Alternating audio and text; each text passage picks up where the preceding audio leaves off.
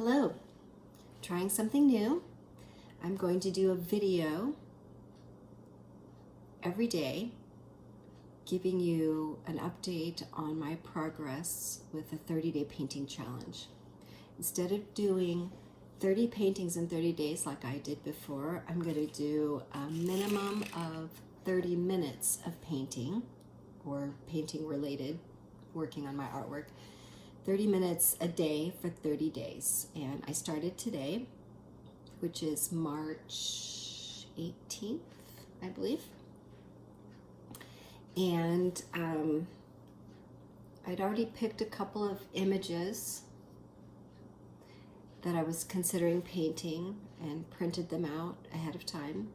So my first tip, if you want to do a 30-day painting challenge, is organize your photos. Get an album in wherever you store your photos, on your iPad, phone, computer.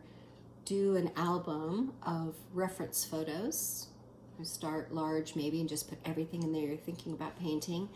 And then as you get closer to the day you're going to start on your painting challenge, at least pick out the first 2 or 3 that you know you want to do and print those out if you work from photos and if you like to print them out.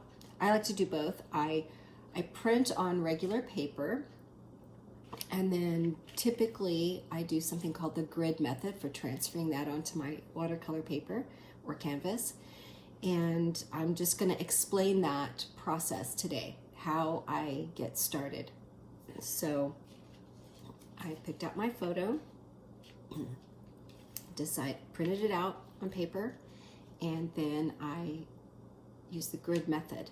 So the important thing when you're using the grid method for transferring your photo, whether your image composition from your printed photo to your canvas or watercolor paper, the important thing to remember is you don't divide it up by 2-inch squares on your paper and 2-inch squares on your image.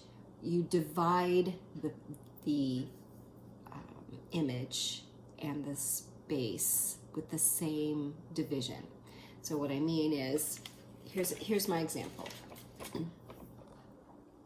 So my photo is just on regular photo paper, printer paper, and I divided it in half and then quarter in both directions. So this is 8 by 10, so divided it in half and then divided it in quarters.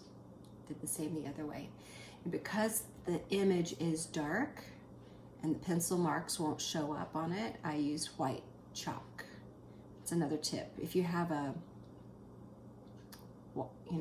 sometimes a light colored pencil will work, but sometimes those don't show up very well either. If this were a lighter image, I would just use the pencil. If the pencil shows enough contrast. And sometimes if my image has light and dark, I'll use the pencil first, and in the areas where it's dark, I just use those areas with a lighter colored pencil or whatever. So do this first. Then, as it turns out, this is an 8 by 10, and my paper that I'm going to paint on is also 8 by 10. So I'm not changing the size. And